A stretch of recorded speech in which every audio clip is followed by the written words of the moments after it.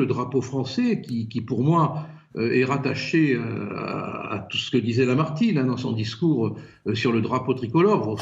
En 48, on a voulu remplacer le drapeau tricolore par le drapeau rouge. Et c'est Lamartine qui s'était opposé à ce changement en prononçant un discours qui est encore d'actualité, qui est magnifique. Lamartine disait, mais on ne peut pas toucher à ce drapeau dans lequel notre histoire est enveloppée. Voilà. Alors, j'aurais compris, moi, qu'on adjoint au drapeau tricolore, comme on l'a fait en 2008, le drapeau européen, plus petit, parce qu'il est tout petit par rapport à l'histoire de notre drapeau, ne serait-ce que dans le temps. Je rappelle quand même que c'est le drapeau de la Commission, ce n'est pas le drapeau de l'Union, c'est le drapeau de la Commission. Bon, mais là, chasser... Pour tout le monde, pardonnez-moi, mais c'est le drapeau de l'Union européenne, comme l'hymne de l'Europe, c'est la 9e symphonie de Beethoven. Excusez-moi de faire mal à votre sensibilité, mais c'est le drapeau de la Commission. C'est pas une sensibilité, c'est une réalité.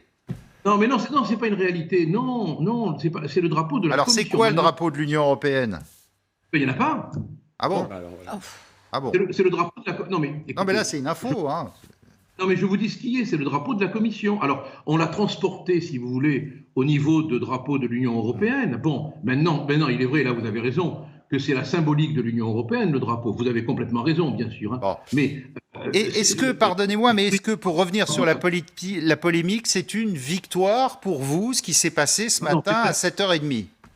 C'est pas une polémique. Ça, c'est vous qui le dites, parce que vous considérez que ce qui touche au fond de notre histoire... Parce que le parti présidentiel dit autre chose, bon, les avis sont partagés sur la question, donc c'est une polémique. Si vous voulez. Allez, polémos, la guerre, pour un homme de paix, c'est quand même un choix de mots un peu malvenu. Enfin, je l'admets, vous avez raison.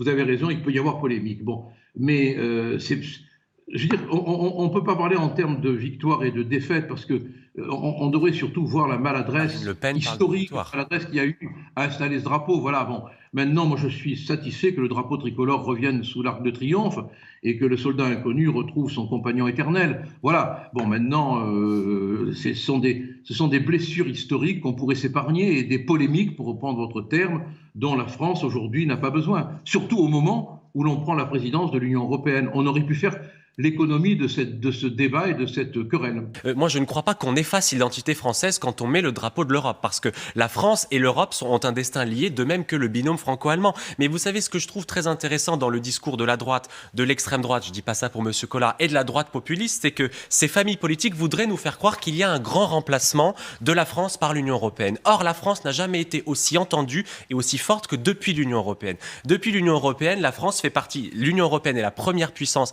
économique au monde, et la France n'a jamais été aussi forte du point de vue économique, du point de vue de son rayonnement de soft power et de hard power, comme on dit avec ces anglicismes. Et donc je pense que le sous-texte de la droite et de l'extrême droite, c'est de nous faire croire que l'Europe effacerait l'identité française. Je crois précisément que c'est l'exact opposé, c'est que l'identité française, la culture française se renforce dans l'Union européenne. Et donc ça ne me surprend pas, en effet, venant de ces familles politiques-là, mais je crois que le faux débat sur l'identité française qui serait effacée par l'Union européenne est un débat de très mauvaise qualité. Réponse de Gilbert Collard qui patiemment nous écoute ce matin. Allez-y. Oui, je vous écoute avec beaucoup d'intérêt et de respect, moi. Hein. Bon, alors donc, tout ça, ce serait une polémique instrumentalisée par l'extrême droite. L'extrême droite, parce que de fois on entend ce mot extrême droite. On a l'impression du reste que vous n'avez pas peur quand vous dites extrême droite, ça va, vous restez sur votre chaise, oui. Vous arrivez à ne pas trembler. Quelle caricature, mon Dieu. Vous préférez droite populiste? Je m'en fous. Bon. Honnêtement, vous dites ce que vous voulez, peu m'importe, je trouve que vous êtes dans la caricature la plus absolue sur le plan politique et que... mais répondez sur le fond, monsieur le député. Mais vous êtes pressé? Non, je vous en prie. Bon alors, laissez-moi aller à mon rythme, je n'ai pas la rapidité fulgurante de votre intelligence pour faire des analyses rétrospectives. Première observation, ce n'est pas instrumentalisé. Et quand vous dites que c'est une polémique instrumentalisée, vous nous refusez, enfin à titre personnel je vais parler, hein, vous me refusez le droit à une indignation honnête. Pourquoi? De quel droit? Qu'est-ce qui vous permet d'être dans mon cœur? Qu'est-ce que vous savez de mes émotions, monsieur? Vous qui me traitez d'extrémiste de droite, je n'ai pas le droit d'être blessé honnêtement, authentiquement? Vous me le refusez? Personne ne vous a dédié ce droit. S'en est pris à vous. Mais pourquoi? Non, mais on est au cœur du débat, là. on est au cœur du débat, là. On est au cœur, je m'excuse, ça vous fait peut-être pas plaisir, mais puisque vous m'avez invité et que je suis heureux, moi, d'être parmi vous pour parler, laissez-moi vous dire simplement que mon indignation, elle n'est pas instrumentalisable. Elle n'est pas instrumentalisée, elle est honnête. À tel point que lorsque j'ai vu le drapeau sous l'Arc de Triomphe, j'ai cru que c'était une fausse nouvelle. Je n'y ai pas cru.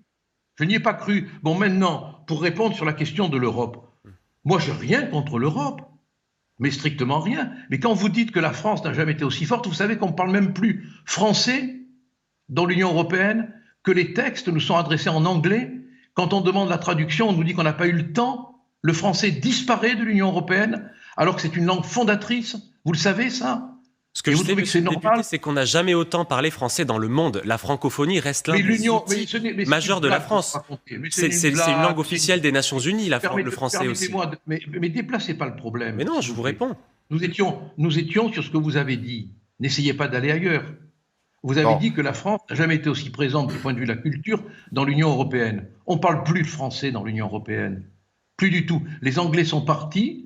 Mais tous les textes continuent à être en anglais et on n'a pas la traduction la plupart du temps. Ça m'est arrivé à plusieurs reprises de me scandaliser et de demander une traduction. Je n'ai pas pu l'avoir. Alors, vous parlez d'une avancée et du respect de la culture française. C'est une blague. C'est pas vrai. Gilbert Collard, j'aimerais que vous réagissiez aussi. Et je ne suis pas contre l'Union européenne, qu'on se comprenne bien. Moi, je ne suis pas hostile foncièrement, fondamentalement, intellectuellement contre l'Union européenne. C'est ce qu'elle est devenue qui me choque. Vous savez, Monnet, l'un des fondateurs, je crois, c'est Raymond Aron qui le rapporte. Hein. Il avait dit que s'il devait refaire l'Europe, il la ferait sur la culture.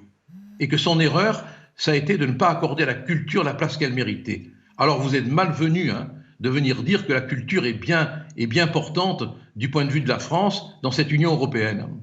Gilbert Collard, j'aimerais que vous reveniez aussi sur ce tweet de Valérie Pécresse. Est-ce qu'elle fait de la récup, Valérie Pécresse, la candidate Les Républicains?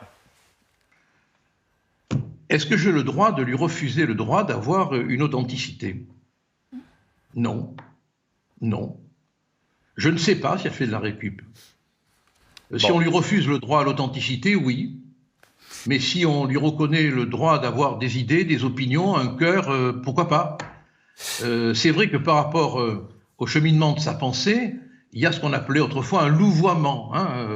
Elle n'était pas sur le même ton il y a quelque temps. Alors on peut se dire qu'elle a évolué, voilà. Mais moi j'accorde aux gens le droit à l'authenticité.